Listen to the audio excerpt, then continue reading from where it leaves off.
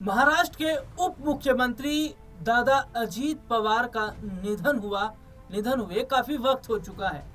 लेकिन अभी भी एक सवाल है जो बना हुआ है, और वो सवाल है कि क्या जो दादा अजीत पवार का विमान क्रैश हुआ वो एक हादसा था या एक साजिश है। उसमें मिली भगत की बात कही जा रही है। हालांकि अभी जांच उतने सिरे से नहीं हो रही है जिस तरीके से होनी चाहिए थी। पश्चिम बंगाल की मुख्यमंत्री ममता बनर्जी ने भी इसे हादसा नहीं बल्कि साजिश करार दिया था।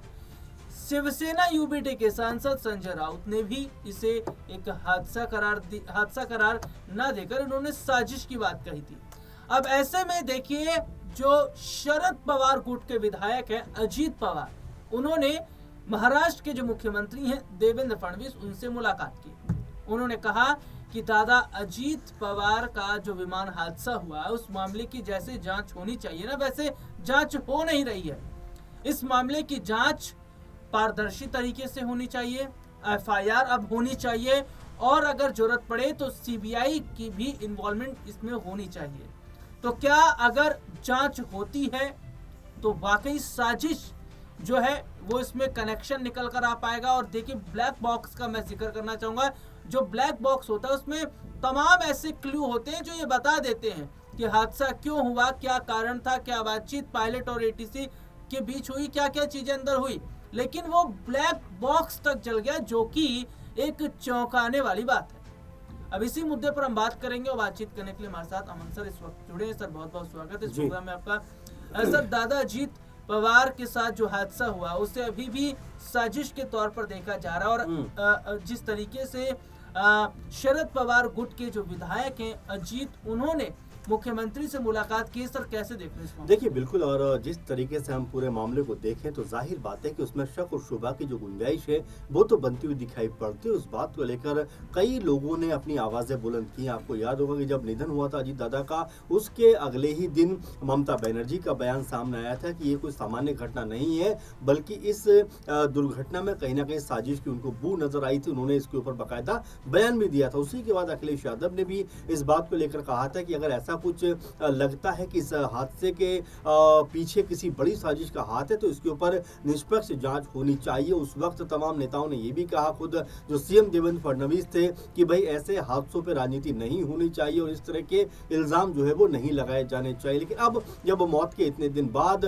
तमाम बातें खुलकर सामने आती हैं, क्योंकि जो ब्लैक बॉक्स को लेकर कहा जा रहा था कि वो नष्ट हो गया है, उसके बाद पूरा जो पवार परिवार है वो एकजुट होता हुआ दिखाई पड़ा। आपको याद होगा, जय पवार जो बेटे हैं छोटे अजीत दादा के, उन्होंने भी ये बात कही थी कि अगर महाराष्ट्र की जनता के मन में कोई भी सवाल है, कोई भी शक और शुबा है, तो उसका समाधान होना चाहिए। उन्होंने सरकार से अपील की थी कि भाई इस मामले की निष्पक्ष जांच होनी चाहिए ताकि जो सच है वो सामने आ सके। फिलहाल जांच तो चल रही है, जांच तो हो रही है, लेकिन जांच में कहा जा रहा है कि भाई जो ब्लैक बॉक्स था वो पूरी तरह से नष्ट हो गया है। जो जानकारी मिलनी चाहिए वो नहीं मिल पाएगी। अब इसको लेकर रोहित पवार काफ़ी ज़्यादा गुस्से में भी नजर आते हैं, काफ़ी ज़्यादा सवाल पूछते हुए नजर आते हैं। वो लगातार थाने के चक्कर भी काट रहे हैं, एफआईआर दर्ज कराना चाहते हैं, और मुख्यमंत्री से लगातार अपील कर रहे हैं कि इस पूरे मसले की जो है वो निष्पक्ष जाँच होनी चाहिए। तो कुल मिलाकर देखा जा सकता है कि जो अजीत दादा का अब तक ये मामला चल रहा था निधन का,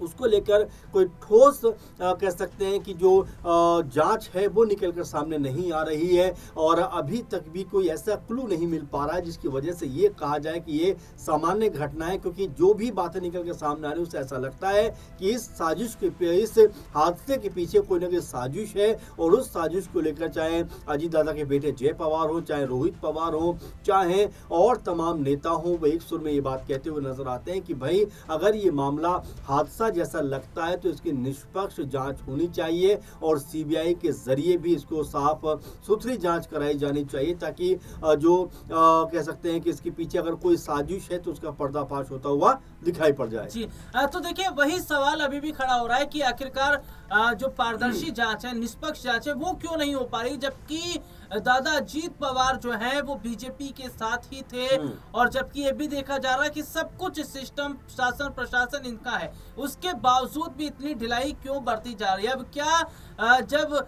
मुलाकात की गई है यहाँ पर मुख्यमंत्री जी से, तो क्या इसका बड़ा जो निष्कर्ष है क्या वो निकल पाएगा। लेकिन एक सवाल ये भी है कि सर शरद पवार का जो गुट है वो अजीत दादा के गुट से जो विलय की बात हो रही थी, क्या लग रहा है कि आगामी भविष्य में इस तरीके की संभावनाएं बन सकती हैं, या फिर जो सपना दादा अजीत पवार ने देखा था, हालांकि उन्होंने बताया तो नहीं था कि वो शरद पवार गुट से विलय करेंगे या नहीं, लेकिन बाद में बात निकलकर सामने आई थी।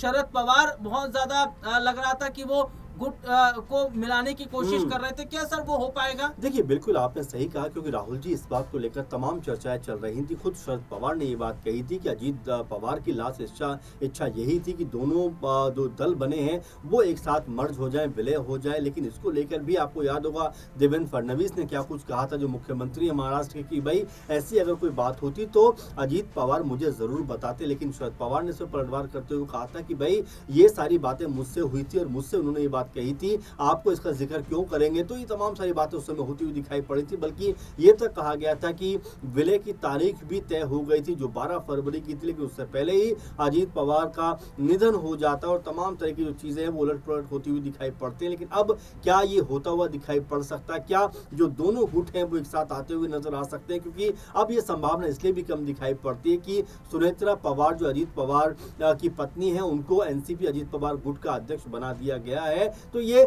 लगभग अब इस पे पूर्ण विराम लग रहा है कि दोनों दलों का एक साथ आना अब नामुमकिन सा लगता है। लेकिन पवार जो परिवार है वो अभी भी इस बात पर अड़ा हुआ है कि अजीत दादा का जो निधन हुआ है, जो उनका असामयिक उनकी जो मौत हुई है, उसको लेकर एक निष्पक्ष जांच होनी चाहिए। बाकायदा इस तरह से इस मामले की जांच होनी चाहिए ताकि कोई भी अगर इसमें साजिश की बू कहीं से नजर आती है तो वो कम से कम सामने आ सके। और ये तो कहा जा रहा है कि भाई जो जिम्मेदार लोग हैं उनके ऊपर कठोर कार्रवाई होनी चाहिए। जो ये विमानन कंपनी है उसके ऊपर ये कार्रवाई होनी चाहिए। तो एक तरीके देखा जा रहा है पवार परिवार के अंदर अब इस बात को लेकर रोष जरूर दिखाई पड़ रहा है कि अजीत दादा के मामले में जिस तेजी के साथ में काम होना चाहिए था वैसा काम नहीं हो रहा है, वैसी जांच भी नहीं हो रही। इसीलिए लगातार सीबीआई से जांच की मांग की जा रही है। और ये भी कहा जा रहा है कि सीबीआई को इस पूरे मामले पर जो है फोकस करके काम करना चाहिए, क्योंकि सीबीआई के पास बहुत सारे मामले होते हैं। लेकिन अगर सीबीआई इस मामले पर फोकस होकर काम करेगी तो जो कह सकते हैं कि जो निष्पक्ष जांच है वो निकलकर सामने आएगी और जो भी जिम्मेदार लोग हैं उनको इसकी जो है तौर पर सजा दी जानी चाहिए। क्योंकि जिस तरह से अजीत दादा का निधन हुआ है, पूरे महाराष्ट्र समेत पूरे देश में शोक की लहर दौड़ गई थी। और कहीं ना कहीं जो विमानन कंपनी है इसके ऊपर तमाम सारे सवाल उठे। अब क्या होगा, क्या वाकई में सीबीआई जांच होती हुई दिखाई पड़ेगी और क्या वाकई में जो सच छुपा हुआ है बाहर निकल कर आएगा, इसको लेकर तमाम सारी बातें राजनीति के गलियारों में भी चलती हुई दिखाई पड़ रही हैं। जी, वाकई अब यहाँ पर देखना होगा कि क्या आने वाले वक्त में जो शरद पवार का गुट है और दादा अजीत पवार का गुट है, क्या एनसीपी के विलय की जो चर्चा काफी समय से हो रही थी, क्या वो एनसीपी का विलय हो पाएगा? और दूसरा सवाल है कि क्या आखिरकार सच आ पाएगा कि दादा अजीत पवार के साथ जो हादसा हुआ वो हादसा ही था या फिर साजिश? इस प्रोग्राम में इतना ही। मुझे और सर को इजाजत दीजिए।